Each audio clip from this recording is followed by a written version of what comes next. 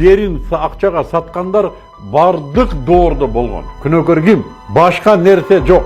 Бир да мигранттын баласы бияка кыргыз болуп кайтпайт. Мен ушул сөзүмдү кыркып алып, тараткыла сотко бергиле, мен жалган айтсам. Папа, ты чё там? Иди свой Киргизию. Койт өзүңөрдү. Биздин байлыгыбыз бул эл тууган. Кытай тилин өздөштүрүү башталды. Бияка Кытай кирсе, эч ким эч нерсе кыла албайт. Кыла турган адам жок. Кой дей турган адам жок. Бардыгы кеткен. Кайтыңыздар эми. Мен бул сөздөрдү мамлекеттик каналдардан чыгып айта албайм. Эй жигиттер. Ата бабаларыбыз Манас атабыздан бери келаткан жерден куру калыш коркунучу турат казыр.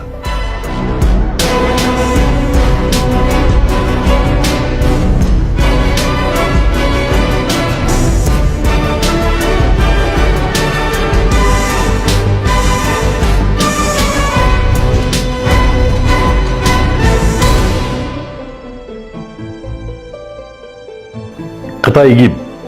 Мен ага убакытты кетирбей эле коеюн. Манас атабыз эмне деп айтты Кытайды? Кытай эмне болгон мамлекет, эмне болгон эл, эмне тамак жейт, экономикасы кандай, салты кандай? Мен ал жөнүндө убакыт кетирбейин. Анткени бул 2 миллиардга чукул элдин жашоо образы калган жарым саат ичинде айтып аткан мүмкүн эмес. Туура эмес да болот. Мен Кытайга барганда жокмун, алар тааныш Кытайым да жок. Кимдир бирөөгө бул өтө кызык болсо, интернеттен же башка булактардан чыгып Кытай жөнүндө тааныштаңыздар болот. Интернетте Кытай жөнүндө өтө мындай бир карама-каршылуу материалдарды аябай көп. Бирок бир нерсесин билебиз, бүгүнкү күндө Кытайдын өзүнүн алдына койгон саясаты бар. Ал саясат мындай ачык айтылбаганы менен аракеттерде билинип турат. Кытай кеңейүүдө, эли дүйнөгө тароодо. Каяка барбак Кытай? Мен 2013-жылы Сауд Арабиясында ажылыкка барганда да ошол жерде бүт Кытай товарлары, курма менен замзамдан башканы бардыгы Кытай. Ошо ажылар ошол жактан көтөрүп келген жай намаз, ошол жактан көтөрүп келген теспинин бардыгы Кытайдыкы. Мына биздин Дордойдо да, Ошто, Кара Сууда сатат. Кытай бүгүн бардык жерде. Америкада Кытай. Өзгөчө бүгүн Кытай мына Россияны каралап барды. Этият болуп айтыш керек, басып кетти дегенди алыспыз, бирок мынагы чыгыш Казакстан аркылуу Приморье тараптан бүгүнкү күндө Россиянын өтө көп территориялары Кытай мигранттары менен өздөштүрүлүүдө. Буга да өзүнчө себептер бар. Муну кийин айтыш мүмкүн, бирок мен айтам, ушу Кытай азыр менимче Сибирге, Оролго карап баштады го деп. Өзгөчө Кыргызстан менен. Эмнеге? Казакстан, Кыргызстан, Монголия, Тажикстан, Афганистан, мына ушул Кытайдын Россияга өтө турган жолундагы өлкөлөрдүн, мамлекеттердин ичиндеги эң оңой, эң жеңил территория бул Кыргызстан. Башкаларда шарттар башкача. Россияда оңой, жашаганга оңой, Кытайларга аябай оңой, жерлер бекер жатат. Барып быйыл мисалы үчүн 30 000 гектарга уулар менен деле теплица кылып, помидор алып чыгып орустарга сатып, эмки жылы дагы бир акчанын бирөөсүнө берсе, бир губернатор ал дагы ошондой 1000 гектарды берип кое берет экен. Бул аябай табылга. Ал жерин өлгөндө деле оруста жер көп коёму? Ансызда кароосуз жатпайбы? Бирок ошол жака өтүү үчүн мен ойлойм, ошо өтө турган өткөлдөрдүн ичиндеги эң оңой да ошо Кыргыздын жери болуп калды. Ошо Өзбекстанга, Тажикстанга, Казакстанга жана башка өлкөлөргө салыштырганда Кыргызстандан өтүү өтө оңой болуп калды. Башаламан өтүү оңой болуп калды. Мисалы үчүн Казакстандан аркылуу өтсө болот. Булардын темир жол маселеси бар да, Казакстан аркылуу салабыз деген. Ошо темир жолду каяка салат? Улуу жибек жолу деген нерсе менен ошо Россия андан ары батышка салыш керек. Казакстан менен өтсө да болот. Бирок Казакстандын шарты Кыргызстандагыдай эмес. Эмнеге? Казакстанда мен туура түшүнсөм, тартип бар бир аз. Кыргызстанда Кытай маселесинде тартип жок. Бүгүн Кыргызстандын парламентинде отурган депутаттардын өздөрү Кытай алып келип жалдайт. Мен билгенден туура эмес айткан оңдоп коерсуздар, бир 14 000 же 19 000 квота берилет экен чет мамлекеттен адам жалдаганга. Бирок бул нерсе эвак унутулган. Бүгүн Кыргызстанда алда канча көп мигранттар Кытайдан келишти. Дагы оңойлуктары эмнеде? Бизде мыйзамдар аябай оңой экен Кытайлар. Кытайлар бизден атуулдук алганга оңой шарты бар. Бул бир. Экинчиден биздин кыздарыбыз өтө арзан кыздар экен. Капол болгон, өтө арзан. Кытайга жөн эле эрге тие берет. тиіп төрөп ага атуулдук алып бере берет. Оңой. Бизде бизнес шарты кытайлар үчүн оңой. Акчаң болсо биздеги кыймылсыз мүлктү сатып ала бересиң. Ошо бир кызга үйлөнөсүң жана анын атына каттап коюп бизнесиңди жүргүзө бересиң. Оңой. Жана биздин кечиресиздер, мамлекеттик ресурсту колдонгондордун ичинде өтө көп бетпак саткын паракорлор бар. Жөн эле бир мисалдарын берейин. Мен Дордойдо бир Кытай менен уруша кетсем, ал Кытайда жүргөндөй мени менен сүйлөшөт. Эмнеге? Мен улутчул деле эмес. Мен болгон өзүм укугумду талап кылсам, ал чалып, аны крышавать эткен кыргызга берип атат трубканы. Кыргыз менен урушуп атат. Ана мен атымды айттым. Мен Нуктек Арыстанбек деген агаң болом. Десем анан, "О, байке, кечиресем тиги бу" деп анан баштады. Бардык эле Нуктек Арыстанбек эмес да. Акчасына крышавать этет. Азыр бүгүн Кыргызстанда өзүнчө Кытай территориялары пайда болду. Анын ичине мыйзам кире албайт. Өзүнчө мейманканалары бар, өзүнчө структуралары бар деп айтат. Инфраструктурасы өнүккөн дейт. Буга ким шарт түздү десе, мен дагы бир жолу айтам. Биздин арамкор, паракор чиновниктер түздү. Демек бизде бүгүн Кытайдын жөн эле бизди жол катары, Кыргызстан бир топудай болгон айыл го. Мына ушу жол катары басып өткөнгө мүмкүнчүлүгү бар. Шарттар аябай жакшы Кыргызстанда. Эл мына ушундай, бийликти колдонгондор мына ушундай, кыздарыбыз мына ушундай. Ушу 3-4 фактор аябай жагымдуу. Анын үстүнө Кытайда акча проблема эмес. Ошол жака барам дегендерге мамлекет жакшы берет экен акча. Ал акчаны алып келтирип биздин жанагындай паракорлорго меме деп берет, биздикилер акча үчүн берип атат баары. Кой деген адам. Эмнеге ушундай болуп калдык? Билесиңер туугандар, эмнеге ушундай болуп калдык? Эмнеге ушундай маселе пайда болду десе, бардыгы Кытайды урушат, жана бийликти урушат. Мына бийлик дегеним ушу паракорлорду урушат. Вот Кыргыздын жерин сатты, паракорлор, вот ушулар Кытайларга сатып атат, Кытайларга бастырып койду, Кытай басып келатат деп Кытайды урушат. Кетирип койсоңор. Эмне үчүн биз Кытайды урушабыз? Ал эмнеге баспай коюш керек? Эмнеге? Бул адам табиятында. Бейиштин төрүндө болгон жер болсо, өзүндө пропаганда болуп атса, бияк биздин аталарыбыздын жери болчу, кыргыздар отуруп алган деп аткан болсо. Анан мынтип караса, Кыргызда баары жок оңой. Барасың бир кызына үйлөнөсүң. Ага кичине акча берип койсоң, кайын журту никелеп берет да кызың, анан сага бүт мүлк ага сен каттап туруп Кыргызстанда жашай бер, андан ары кете бер. Бийликте бүгүнкү күндө парламентте да мен азыр далилим жок, бирок угуп жүрөм. Кытай саясатын колдогон, лобби кылган парламентарийлер бар. Азыр Кыргызстандан чыгып Кытайда окуп аткан, келечекте Кытайдын кызыкчылыгын көздөй турган адистер бар. Келечекте студенттер азыр окуп атат. Азыр Кытай тилин өздөштүрүү башталды. Бүт бардыгы эмнегедир Кытай тилин сүйө баштады. Мен өзүмдүн эле Кытайга кызым берген тааныштарым бар. Мына ушул шарттын бардыгы Кытай бастырып кирүүгө эмнеге болбосун деп атабыз. Эмнеге болбосун? Ачык жаткан короо. Акча бересиң, бардык эшик ачык. Бул ар бир элдин колунда. Бизде акчабыз болуп, бизде ошондой жигиттерибиз болгондо биз деле ошондой кылмакпыз да. Бардык элде ошондой. Мен айтам, мындан Кытайды урушпаш керек. Экинчиси биздин чиновниктер деп атабыз. Акчага бардыгын саткан чиновниктер деп атабыз. Ушулар Кытайдан акчаны алып сатып атат биздин жерин деп атабыз. Кыздарыбызды да берип атат деп атабыз. Билесиңер урматтуу туугандар. Мен буларды урушпайм. Мен Кытайды да урушпайм, арамкор, паракорлорду да урушпайм. Себеби бул арамкор, паракорлор элин жерин акчага саткандар бардык доордо болгон.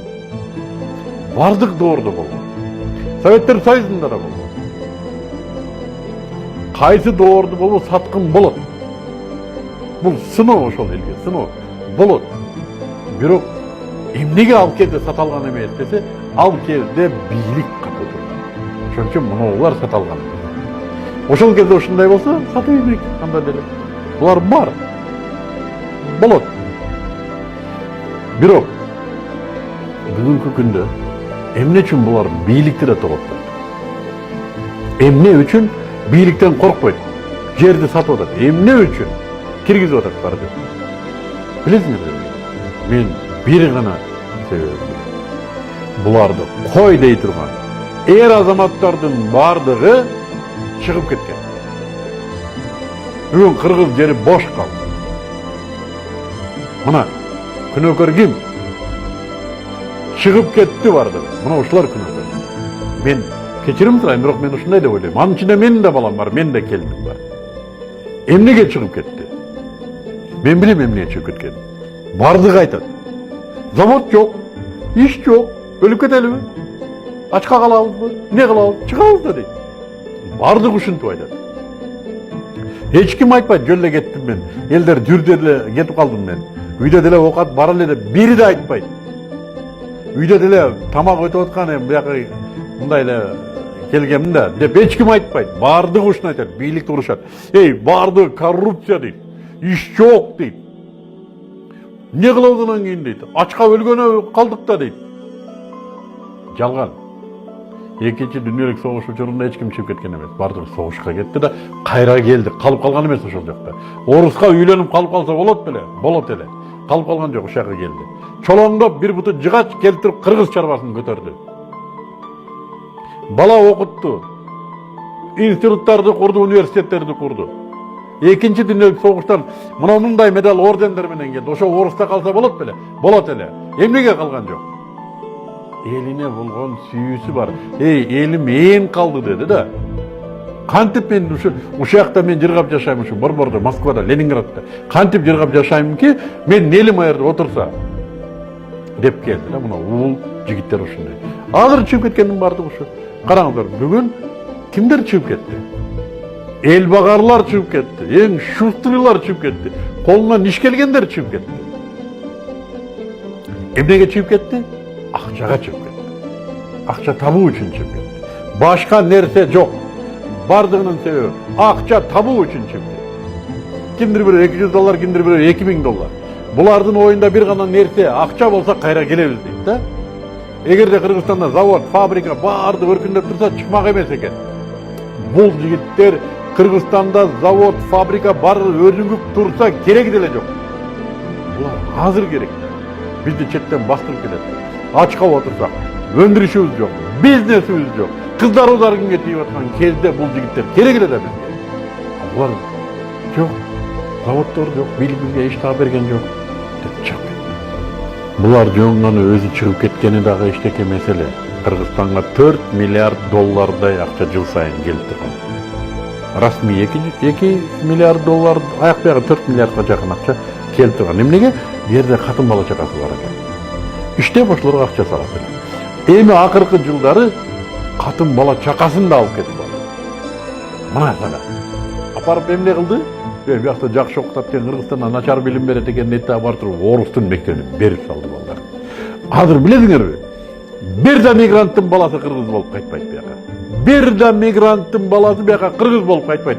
Мен ушул сөзүмдү кыркып алып тараткыла сотко бергиле, мен жалган айтсам. Бир да мигранттын баласы бияка кыргыз болуп кайтпайт. Эртең өзүңөрдү ошо балдар куйт Россиядан.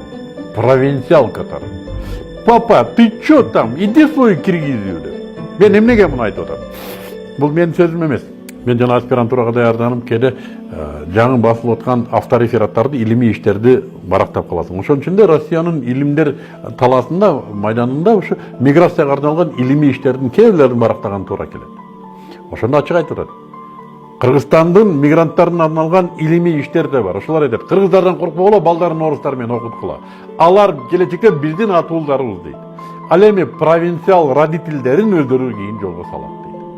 Провинциал родительдерин ал биздин балдар болот, өздөрү жолго салат дейт. Туура эмес деп жазылгылачы мага ушул жерге. Атыңар менен, фейк менен эмес. Менин балам нукура кыргыз болуп кетет Кыргызстанга 18-ге чыкканда деп жазыңыздарчы эл болсо. Кыргыздан келечектеги кыргызды кармай турган 4-5 баланы ээрчитип чыгып кетти бул жигиттер. Аялын ээрчитип чыгып кетти. Эми көрөсүңөр эмне болот. Ал балдар келбейт. Эмнеге? Атуулду калды булар. Кыргыз Республикасынын атуулу дегенди өчүрүп Россия Федерациясынын атуулдугун алды. Эмнеге? Мен сыймыктанам өзүм атуулдугум менен. Ачкадан бомж болсом да. Эмнеге? Мен кыргыздын жаранымын да, мен аны кантип алмаштырам башка. Мен жаранымын, ушул мамлекеттин жаранымын. Азыр мамлекетим бар, мен ошонун жаранымын, мен ошого сыймыктанам. Мен кыргыз жаранымын. Мамлекетим кедей, коррупция, Кытай басып, кыздарыбыз дайды, ошого карабай мен мамлекетимдин жаранымын. Менин жашоодогу сыймыктанганым эң биринчиси, алхамдулилlah мусулманмын десем, экинчиси мен мамлекетим бар, мен ошонун жаранымын. Башка мамлекеттин жараны эмес. Мамлекетинин жарандыгынан баш тартты. Эмнеге? Көбүрөөк акча алыш үчүн. Балдарын жакшыраак окутуш үчүн. Муну эмне деп атайт, мен билбейм. Көбүрөөк акча алыш үчүн, жакшыраак жашаш үчүн өзүнүн жарандыгынан баш тартып, башка мамлекеттин жарандыгын алганды эмне дейт, мен билбейм жигиттер. Айтсам тарынасыңар балким. Жарандыкты алдыңар, балдарга барып оруска бердиңер, оруска атуу кылып бердиңер. Эми өзүңөр жок дегенде кайткыла дейм да. Өзүңөр кайткыла жок дегенде. Балдарыңар кайтпайт эми болду. Аялыңар да кайтпайт эми. Эмне кайткыла эми өзүңөр. Акчаңды да алып коет. Кел өзүң жок дегенде. Эмнеге мына жерде ордун боштугу да Кытай ошон үчүн келип атат. Бош турган үчүн келип атат. Кой дей турган жигиттин баары чыгып кеткен ошон үчүн келип атат. Мына ким күнөөкөр? Мен ойлойм, мына чыгып кеткен балдар ошого. Тарых алдында ошо балдар жооп берет. Азыр эмне гана деп алдабасын. Азыр Россия ушундай шарттарды түзүп берип атат буларга. Эмне кылайлы? Бизге биякта сонун турбай, биякта ушу кыргыздарды карабайлымбы? Коррупция мектепте деген эчтекен окутпайт. Тигиде дебеде. Китеп жазсаң болот алардын алыганынан. Китеп жазса болот алардын алыганынан. Бирок айланып кетти Кыргызстандан, айланып кетти. Жашап атпайбызбы? 90-жылдардын башында башталган бул нерсе. Ошо мен да досторуман көбү кеткен алгач. Ошондо мен ушу дүкөнгө кирсек эчтеке жок. Ушу Кыргыз Республикасы жаңы мамлекет болуп туруп аткан кезде эч нерсе жок. Ошол кезде, ушундай кыйынчылык кезде чыгып кетти да балдар. Мен ички дүнүйөм арыганымды айтпадым мындай. Арыктаным ушундай. Силер келбейсиңер да. Мен да жүрдейт, мен айтам, силер келбейсиңер. Айткандай да. Айтат, биз эми акча иштеп алып келебиз. Атасынын башы. Акчада иштегенин билбейм, келгенин да билбейм. Жок. Кээ келди, башка бирөөнүн идеологиясы менен келди. Башка бирөөгө кул болуп, ошонун идеясын таратканы келди. Кана бу жерде. Мына ушул балдардын жоктугунан бизде ушинтип башка бирөөлөр кирип келет. Ошон үчүн бийликтин күчү жетпей атат. Тиренейин деген эрлердин баары кечиресиңер. Башка бир жакта атуулдугун алып алып, эшигин ишкырып, дубалын шубап, карын көрөп жүрөт. Идишин жууп. Мен айтам, кыргыздын макалы бар го. Бөтөн элдин султаны болгончо деген. Аякта деле султан болуп кеткен жоксуңар го эми. Кайткыла балдар. Мен башка жолун билбейм. Кайтасыңар, атанын короосунда чөптү оросуңар, ошол жерде колду чөнтөккө салып болсо да караан болуп да жүрсөңөр, ушул эмнеге? Мен жоом ушул буюк сөздөр. Биздин байлыгыбыз бул эл турган. Кыргыздын байлыгы эл. Биздин байлыгыбыз эл. Элдин эл экендигин кармап турган эл жакшылары булар силер. Эң күчтүү ойлонгонго жөндөмү бар, акча тапканга, уюштурганга, мындай жашап кетүүгө мүмкүнчүлүгү бар балдар. Бул эл жакшылары, элдин алдыңкылары силер элеңер да элди таштап коюп чыгып кетип калдыңар. Эмне болду? Аягында бала бакыраңарды алып чыгып кеттиңер. Өзүңөр атуулдукту өзгөртүп салдыңар. Анан бияка Кытай кирбегенде ким кирет? Анан биздин кыздар Кытайга тийбегенде кимге тиет? Анан биздин үстүбүздө арамкор чөөлөр бийлик кылбаганда ким кылат? Ошолор келип Кытайлар бияка кирбегенде ким алып кирет анан кийин? Биз эң калбадык. Мен мына видеомдон кийин билбейм, эмне деген ойлор айтылат, эмне деген сөздөр айтылат, бирок мен ишенип койгондор, жүрөгүмөн чыккан сөз. Бирөөнүн күнөөлөгүм келбейт. Мен өзүмдүн балама да айтып атам. Кайт десең кайтпайт. Дагы бир аз иштеп алайын. Ошон үчүн туугандар катуу айтмай жакшы жок. Кытай маселесине ушундай караш керек. Өзүңдү бекем карма, кошунаңды уру тутпа.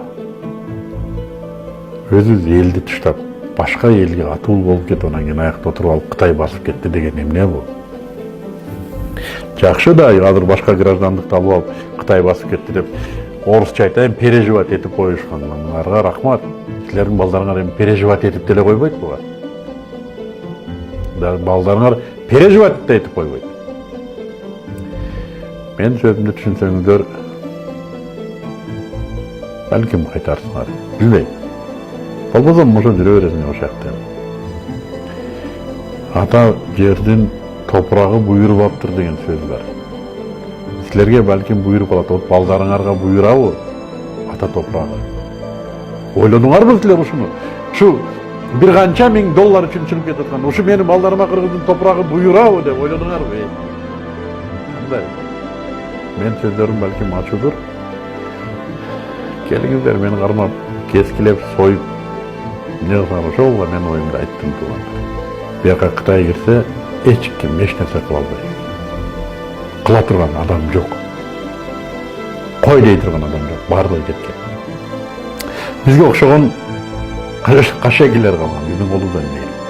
Же бир түзүк бийлик шайлай албайбыз. Эмнеге бардыгы ошол жакта? Силер акта жүрөсүңөр, силер шайлаганга да күчүңөр. Кандай кыргыз патриот жок. Билгиле. Мына ушундай мүмкүн биздин абалыбыз.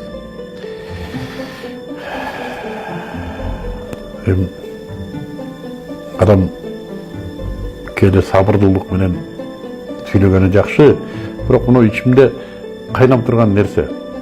Мен өтүнөм, туура түшүнүңүздөр. Аллах сиздерге туура жол берсин. Балдарыңыздар мусулман чөйрөсүндө, мусулман үйүндө туулду эле апарып туруп колуна салып бердиңер. Өзүңөрдүн карулуңар кандай болот мен билбейм. Этең жап дейт, эсиң барында этең жейдейби, кайтыңыздар эми. Мына бул жерде отуруп калбайлы ушундай абалда. Жана эми сөзүм акырында бардыгын өзүбүздөн баштайлык, өзүбүздү колго алалык. Башка колубуздан келе турган нерсе жок. Мен бул сөздөрдү мамлекеттик каналдардан чыгып айта албайм. Айтканда кимге айтам? Мынеде калган өзүмө окшогон кашекилерге эле айтам. Өзүмө окшогондорго айтам. Аны бардыгыбыз билебиз абалы эмнеде экендигин. Москвага чыгып алып Кытайларды эме кылганыңардан көрө бияка келип мына жерде чарба менен элек болуп, азыр көптөр тапкан тыйыныңарды мынерге сарптасаңар жакшы болмок. Мынека сарптасаңар жакшы болмок. Кийин ал тапкан акчаңарды бияка кимге сарптайсыңар мен билбейм деле. Каягына сарптайсыңар кийин биякта.